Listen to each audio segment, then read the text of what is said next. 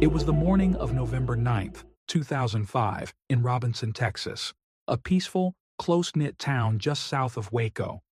But on this particular day, tranquility shattered with a single phone call. A woman, her voice panicked and urgent, dialed 911 to report that something horrific had taken place inside her home. The details were unclear, but the tone said everything. Something was very wrong. That single call would open the door to a tragic tale that left a tight community reeling, a family devastated, and the public stunned by what was soon to emerge. This is the story of Darlene and Keith Gentry, a marriage filled with love, promise, heartbreak, and, ultimately, profound tragedy.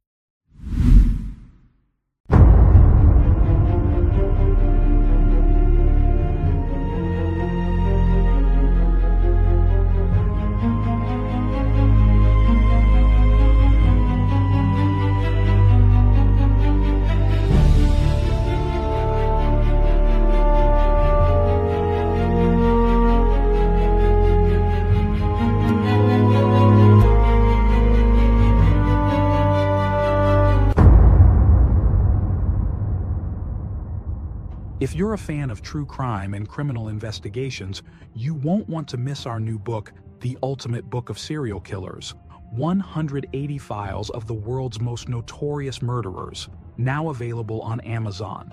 You can also purchase the PDF version directly from our website for instant download.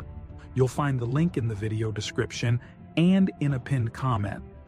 Now, let's dive into today's case.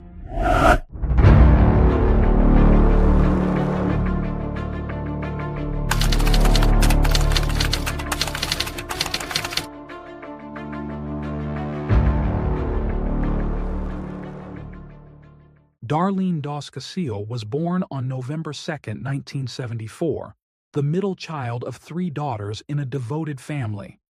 From the beginning, those around her saw a spark. Relatives and friends remembered her as radiant, disciplined, and full of life. A girl who was not only beautiful on the outside, but warm-hearted and deeply ambitious. Growing up in Central Texas, Darlene quickly became a local favorite, known for her dazzling smile, her blonde hair, and her natural ability to connect with others. Though she never officially held a beauty queen title, Darlene earned the nickname Texas Beauty Queen from classmates and teachers alike. She was voted prom queen, joined the Flag Corps, and always seemed to be at the center of every school event. Her charm wasn't forced, it was effortless.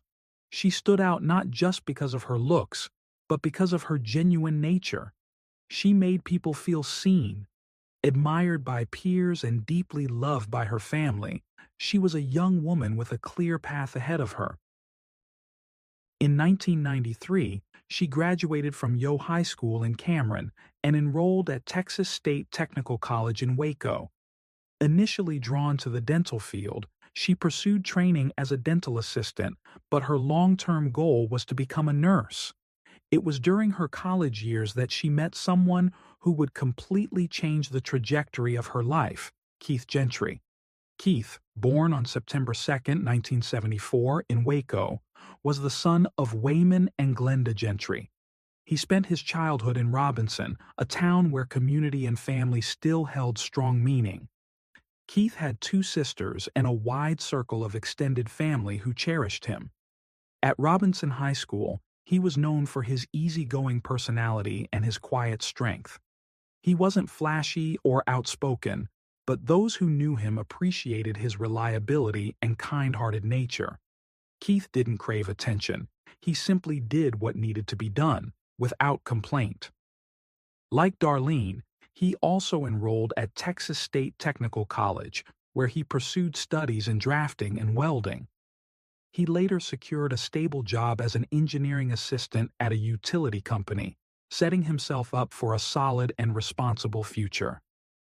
Keith had the soul of a provider, focused, hardworking, and already thinking about the kind of life he wanted to build. Friends and family often said he was a family man, even before settling down. When Keith and Darlene met, the connection was immediate. Their chemistry was undeniable, and it didn't take long for them to fall deeply in love. Darlene's family quickly embraced Keith, and Keith's family welcomed Darlene with open arms. Everyone around them assumed a wedding was only a matter of time. But like many young couples, their timelines didn't always align. By 1997, both had graduated and were preparing to take the next steps in life. Darlene, by then, quietly longed for a proposal. Keith, on the other hand, wasn't quite ready to commit to marriage or even living together. After several honest conversations, they made the painful decision to part ways. Their families were blindsided, and neither Darlene nor Keith handled the separation easily. Both were deeply hurt, unsure of what the future held without each other. Seeking a fresh start, Darlene moved to Dallas. There, she returned to dental work and tried to adjust to life in the city. But the fast-paced lifestyle didn't suit her. A stolen car incident and the disconnection of urban living eventually took their toll. After about a year, Darlene returned home, and fate seemed to be waiting for her. She and Keith soon crossed paths again. This time there was no hesitation. Their reunion was swift and decisive. In 1999, Keith proposed, and not long after, they were married. It felt like everything had finally fallen into place. The young couple purchased their first home and began building the life they had once only dreamed about. For Darlene, however, something still didn't feel complete. Though she had returned to her dental career, she realized her true calling lay elsewhere. Motivated and determined, she went back to school, this time to pursue her nursing degree. Keith supported her ambitions completely, proud to see his wife working hard toward her goals. They were, by all accounts, a happy couple. They laughed often, shared responsibilities, and embraced their roles as partners in life. By the early 2000s, Keith and Darlene Gentry had settled into what seemed to be an ideal life in the quiet community of Robinson, Texas. Just a short drive from Waco, their home stood in a peaceful suburban neighborhood, coincidentally right next door to Keith's parents. That closeness would prove both comforting and eventually deeply complex. Keith held a steady job as an engineering assistant at the local electric utility company, while Darlene worked as a registered nurse. With two stable incomes, they enjoyed a comfortable lifestyle, not extravagant, but sufficient to raise a family and enjoy occasional luxuries. Family was at the heart of their dreams. In 2001, their first son, Chase, was born. Cody followed in 2004, and by 2005, they welcomed a third son, Cade. The Gentry seemed to transition into parenthood with ease. Supported by both sets of grandparents, they built a life rooted in love, stability, and family traditions. They were the kind of family others looked up to: attractive, devoted parents, 3 beautiful boys, and a well-kept home. But beneath the surface, the reality was far more complicated. Keith's job often required travel, leaving Darlene to juggle her responsibilities at work and home on her own. She managed the children, maintained the household, and kept up with her duties as a nurse. However, even when Keith was home, the balance of responsibilities didn't shift much. He was often drained from his travels and sought rest rather than jumping into the chaos of parenting. Recognizing the strain it was placing on his marriage and home life, Keith eventually made the decision to leave his better-paying, travel-heavy job for a lower-paid desk position that would keep him closer to home. It was a move made out of love and practicality, but it came at a cost. The reduction in income strained their finances, and Keith began to feel trapped in a job he found dull and unfulfilling. He missed the challenge and momentum of his previous role. Frustration took hold. Meanwhile, Darlene's spending habits reportedly didn't change. She maintained a pristine home, hosted gatherings, and continued buying things they could no longer reasonably afford. Their arguments often centered around money. Keith believed she was careless with their finances. He grew resentful as more and more childcare responsibilities fell on him and his parents. Friends and relatives began noticing a change. The once happy couple now seemed tense. There were quiet complaints, subtle emotional distance, and mounting pressure. Still, there was no indication that either Keith or Darlene wanted a divorce. Keith, in particular, seemed determined to hold things together. But everything changed on the morning of November 9th, 2005. At exactly 6:11 a.m., a distressed Darlene called emergency services. Her voice trembled as she described a chilling scene. The back door of their home was wide open, and her husband, Keith, was lying in bed, covered in blood, barely breathing. She told the dispatcher that some of Keith's guns were missing and described how he was gurgling, with pink foam bubbling from his mouth.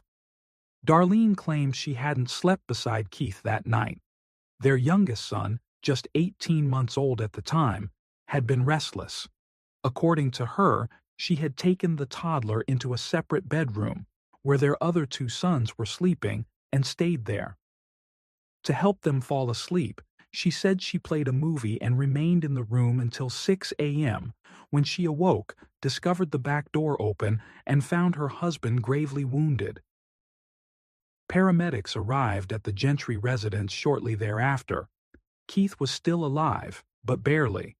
He had been shot in the head and was completely unresponsive. The pink foam at his mouth, a sign of severe trauma, suggested that he was unlikely to recover. Emergency crews rushed him to Hillcrest Baptist Medical Center in Waco, where he was placed on life support. Despite the efforts of medical personnel, Keith Gentry never regained consciousness. 2 days later, on November 11th, 2005, he was pronounced dead. A homicide investigation was now underway. Detectives quickly turned their attention to the only other adult present in the home that night, Darlene. Her version of events became central to the case, and she was brought in for questioning almost immediately. Darlene told police that the evening of November 8th had begun uneventfully. She had gone out for dinner and drinks with friends, returning home around 8:30 p.m. But what she walked into, she said, was not a warm welcome. Keith, according to Darlene, was upset. He had discovered a restaurant receipt, evidence of yet another expenditure he viewed as reckless and irresponsible. Given their financial difficulties, it struck a nerve. The two argued, and Darlene said she left the house in frustration, driving around to cool off.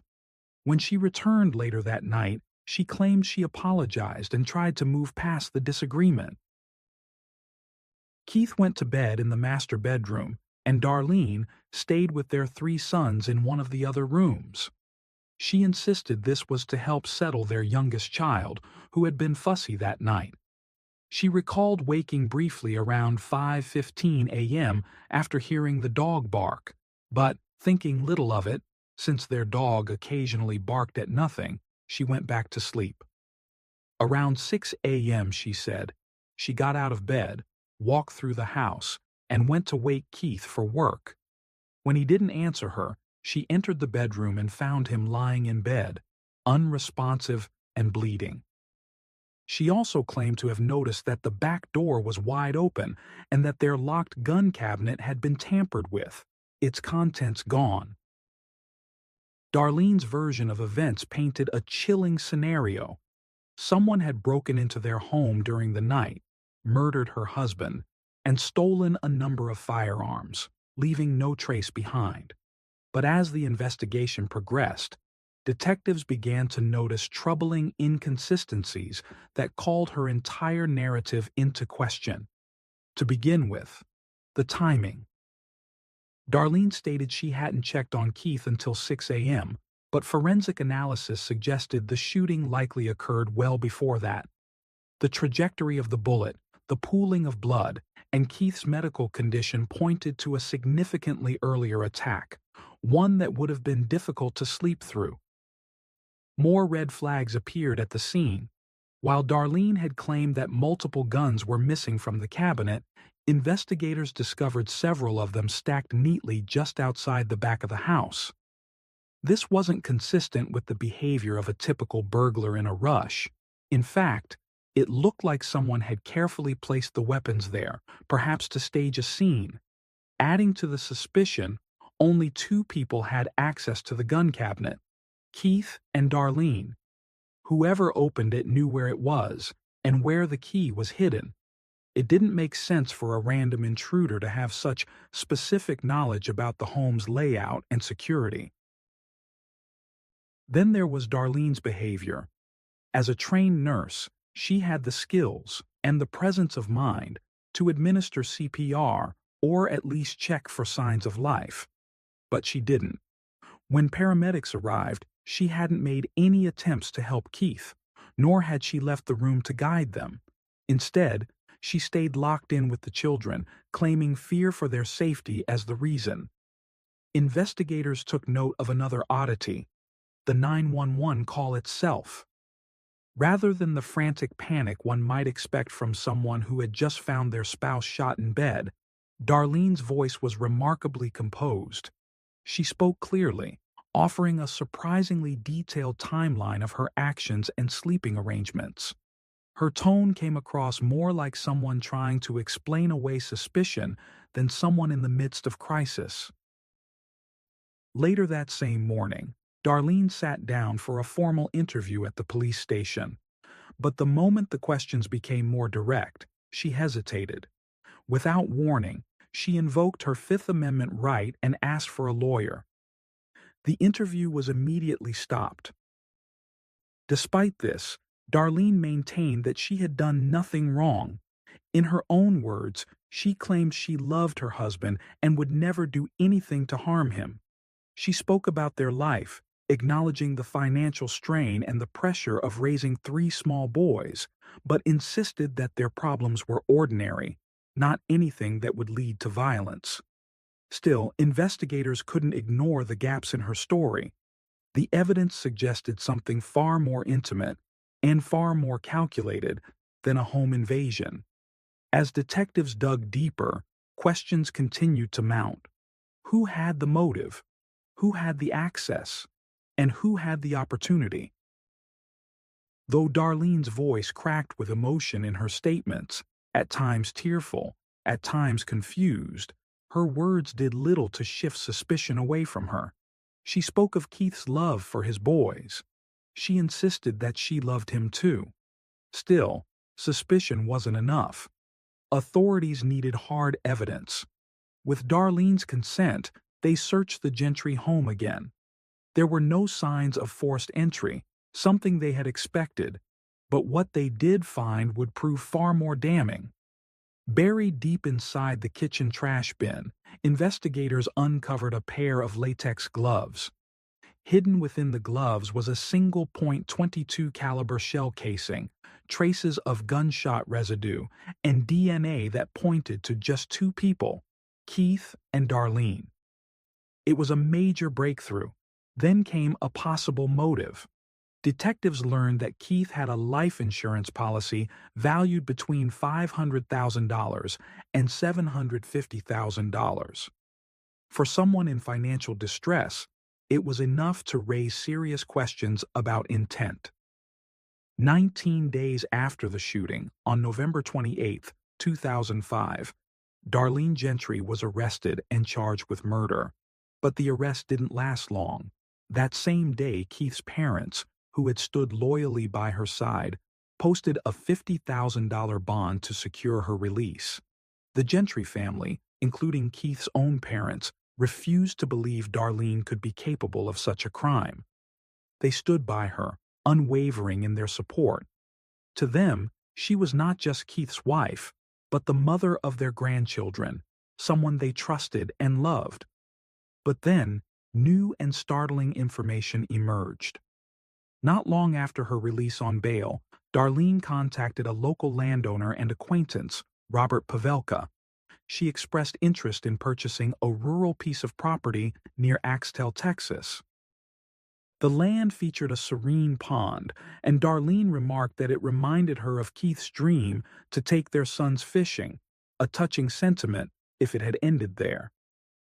But a few weeks later, Darlene called Pavelka with an unusual request. She asked if he could fill in the pond. The sudden change was jarring. Just weeks earlier, she had been enthusiastic about the water feature, seeing it as a tribute to Keith's memory. Now, she wanted it gone. Pavelka sensed something was wrong. Troubled by the request, he contacted the authorities. Detectives immediately took interest in the pond. If Darlene wanted it filled so badly, they reasoned, perhaps it was because it concealed something she didn't want found. A search was quickly organized, and what they discovered confirmed their instincts.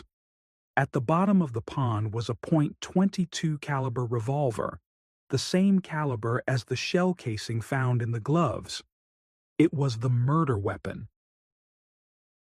Yet despite the circumstantial weight, investigators still needed a direct link, something undeniable. And so, they turned to Pavelka again, this time asking him to help set a trap. He agreed.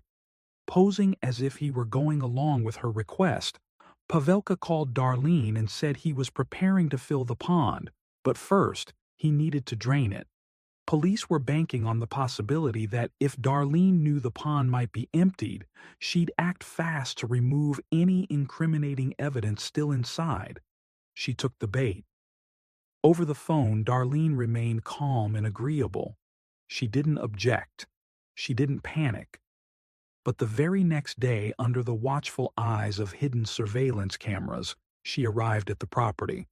Wearing wading boots and carrying a rod, she stepped into the water and began poking at the pond bed, at the very spot where authorities had already retrieved the gun. The entire event was recorded, and with that, detectives had what they needed.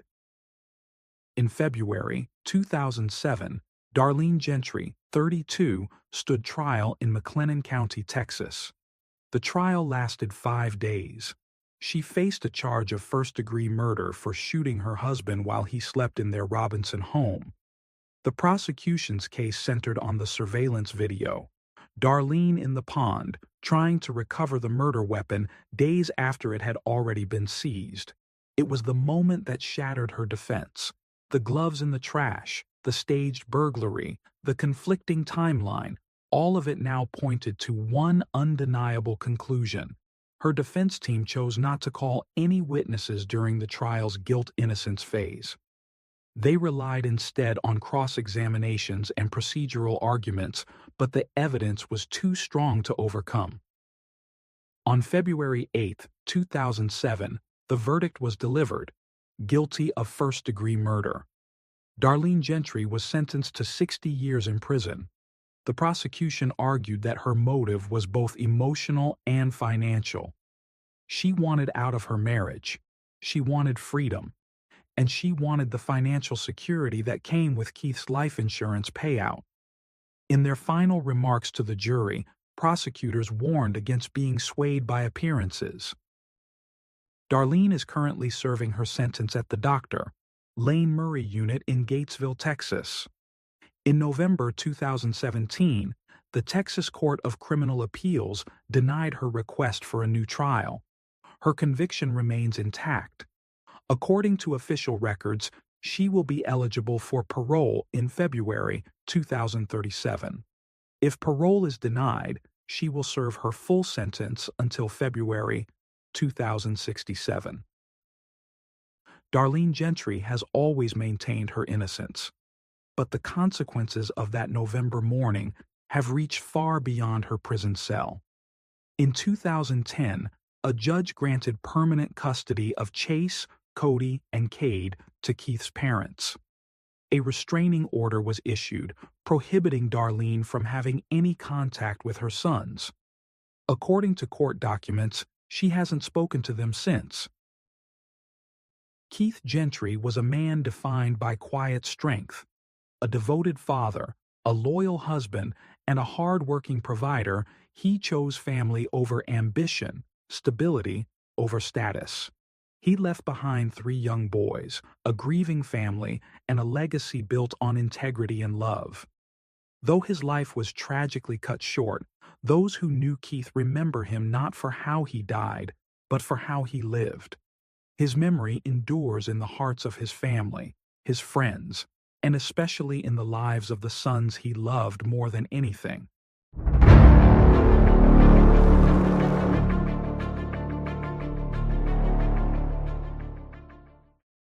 Thanks for tuning in to Unreal True Crime. If you're intrigued by mysteries from around the world, check out our new channel, Latin Crimes, where we dive into the gripping true crime stories of Latin America.